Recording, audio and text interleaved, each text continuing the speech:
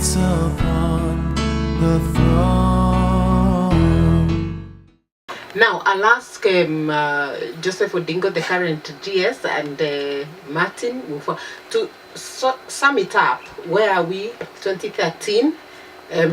We've come from the 50s. So if you can tell us where we are. Thank you, Sister Dorothy, for your leadership. The reason we called the former leaders was for us to remember the Lord's faithfulness through faithful leadership. That what we are today is because they are faithful men and women who led this ministry from 1950s all the way to the time of Pastor John, Reverend Wesley, that they have been faithful. And if we are going to continue this work for another 50 years, then we need to raise faithful leaders that will serve in the same capacity for this ministry to stay another 50 years. But we've learned a lot from the old associates. When 2006, when Michael was leaving the fellowship, we had 57 teams all over the country, and we had 16 regions. But today we still have, the regions are still 16, but the teams have grown to 117. Some of these teams are not very strong, but we are looking for ways on how to strengthen them. And by the time Reverend Michael was leaving, we operated these teams within the districts. But with the change of the new constitution of Kenya, we are restructuring the fellowship to move the county way. So we are working away. We have even changed the constitution of KSCF to create the county system, and we are challenging the leaders now to move and have the counties, and we are targeting that by 2017, KSCF will effectively operate at the county levels. Canon Mika spoke of the camps in 1970s. These camps have been expanded now, so that camps are being held at the team levels and also at the regional level. Last year, we had a total of 30 camps. And this year, beginning next week, we are again going to have about 30 camps all over the country. And some of these camps are very new. Like, we have first time we are going to hold a camp in Suba, and the first time we are going to hold a camp in Eldoret, where Pastor Reverend Wesley is in. So that is about the field. What we have done again about the field is we have changed the structure a bit. Now we have about 9 traveling secretaries. Brother Sami, it's not just about one, but now we have about 9 of them, covering about 80% of our teams. And this is a project we began this year, and we are trusting God that it is going to work. Our vision is to create this traveling to make sure that every team at least have what we're calling school ministry facilitator, young people who are able to go around and visit the schools we have. In terms of resources, we have still continued to raise funds. This year alone, last year, when I was looking at the records in 2004, when we gave the report at Kisii Camp, the fellowship had raised 2 million, the total income that came.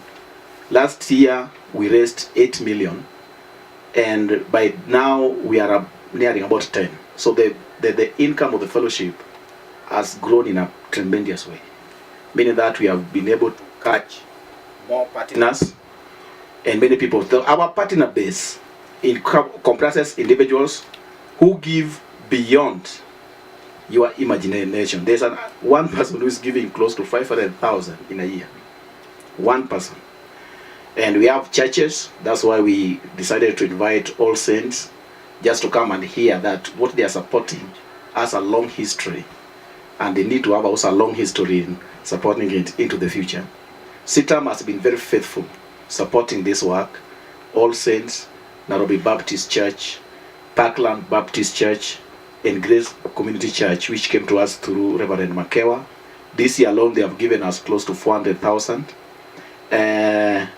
Associates and CUs, the student, which are not really captured, but next year we are thinking what Canon was saying, that we charge the CUs and the schools to raise money for the fellowship. And we are targeting and believing that through that, this ministry can get a lot of funds so that we are able to get money. Another source of fund is the sale of materials. If you live here, we ask you to go at our desk there. You'll see several of them, and you buy copies. Praise the Lord. Buy some of them as a remembrance, so that you know what the fellowship is doing. We have done also materials. We have continued to develop. We have not really been able to stop that. But focus, we have maintained the Bible study as a main tool for KSCF. This year, we have distributed about 7,000 of them. But next year, we are planning to print 20,000 to 30. And we are working out a strategy on how to mobilize the churches and individuals to support that. So that every school, we've had that what sustained salvation and Christianity those years was the emphasis on the Bible study. And if you lose that as a ministry, then we are done. Refreshing moment, we are not able to print this year, but we are focusing that next year we are going to have them. We've already come up with a copy and we are editing it. We are going to come up. We have a need of discipleship, and we are thinking critically as a fellowship to come up with a discipleship manual by the end of next year, so that in 2015 we are going to have a booklet which is able to guide the students to come. Reverend Makewa, during his time, they worked out an associate manual, which with Orebo, who is here, and for years we have been longing to print this, and by God's grace, this year we're able to produce the associate training manual, which is being used by our leaders all over. And in our training in October, this was launched, and it's a very useful book. We are trusting God that next year we'll be able to come up with a CU handbook and a devotional guide. And key achievement is that we have been able to come up with new teams. Kericho was dead, but now it is on fire. The team has come up.